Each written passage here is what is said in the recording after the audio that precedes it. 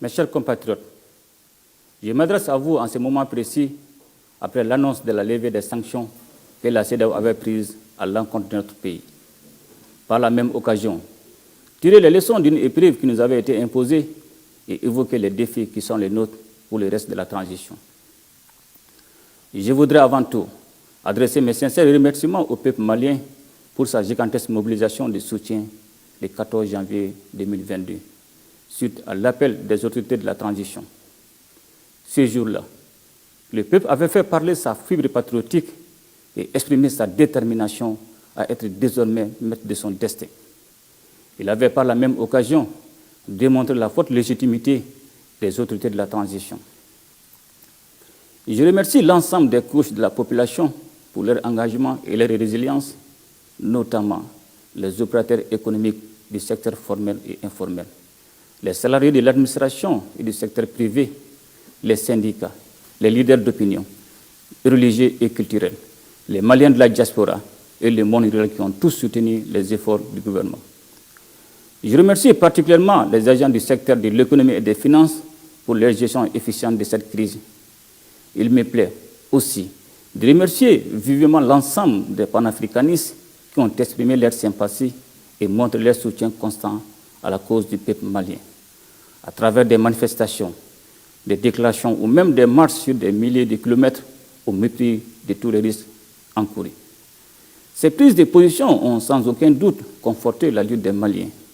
Le peuple malien ne saurait oublier aussi la grande marque de fraternité et de solidarité dont il a bénéficié de la part des gouvernements des républiques sœurs de la Guinée et de la Mauritanie, qui ont laissé leurs frontières ouvertes à la circulation des marchandises et accordé toutes les facilités dont le Mali avait besoin en ce moment difficile.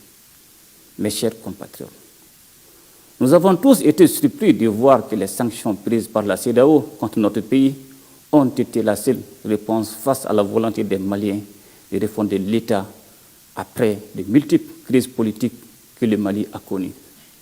Cette volonté du peuple a été fortement réaffirmée au cours des assises nationales de refondation qui ont fait des recommandations dans tous les domaines de la vie nationale pour éviter à notre pays un éternel recommencement.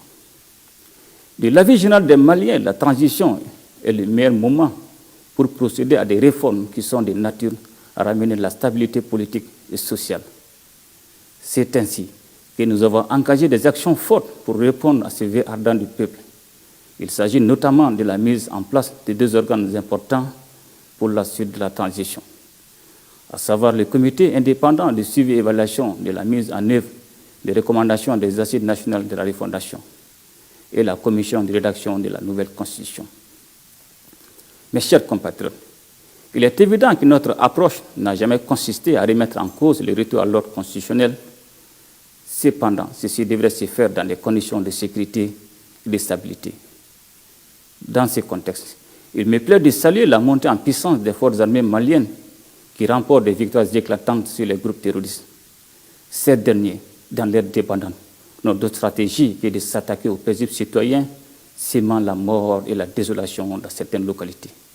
Ils doivent cependant comprendre que les forces armées vont continuer leurs offensives pour les traquer partout afin de ramener la paix et la quiétude sur l'ensemble du territoire. Pour ce faire, les autorités de la transition ne feront économie d'aucun moyen. Aussi, le gouvernement travaille au retour de l'État dans toutes les zones affectées par les actions des terroristes. Ceci est une condition sine qua non pour la mise en place des services sociaux de base qui devront soulager et améliorer les conditions de vie des populations. Mes chers compatriotes, l'heure est à l'union sacrée autour des intérêts supérieurs de la nation. Le combat du développement est celui qui devrait occuper toutes les Maliennes et tous les Maliens. Nous avons beaucoup appris des sanctions qui nous avaient été imposées. Le meilleur est à venir.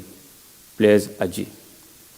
Mes chers compatriotes, nous nous réjouissons que la tension née des divergences entre les exigences de la CEDEAO pour des élections rapides et la volonté de notre peuple de créer les conditions d'une stabilité politique durable soit désormais dissipée. Pour ce qui nous concerne, nous nous sommes toujours évertués de bonne foi à démontrer la justesse et la légitimité de notre démarche fondée sur les aspirations profondes de notre peuple. et réaffirmée au cours des assises nationales de la refondation.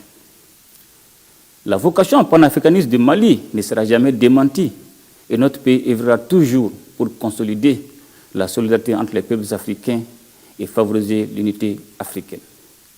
Je tiens donc à adresser mes sincères remerciements aux chefs d'État de la CEDEAO pour leur accompagnement en vue de la réussite de la transition.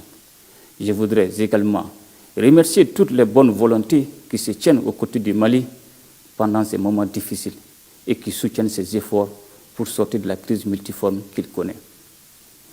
Mes chers compatriotes, malgré les difficultés liées au contexte national et international, la transition se poursuit sous de meilleurs auspices. Toutefois, nous devons continuer de rester vigilants et poursuivre nos efforts individuels et collectifs de construction nationale avec plus de rigueur et d'engagement. Nous devons également avancer avec détermination et responsabilité dans les réformes politiques et institutionnelles engagées, ainsi que dans les actions de développement afin de permettre à notre pays de retrouver la stabilité politique et sociale et créer ainsi les conditions d'épanouissement de tous les Maliens. En cette veille de la célébration de la fête d'Eid el-Kébir, j'adresse à la communauté musulmane et au peuple malien tout entier mes vœux de bonheur, de paix et de tranquillité.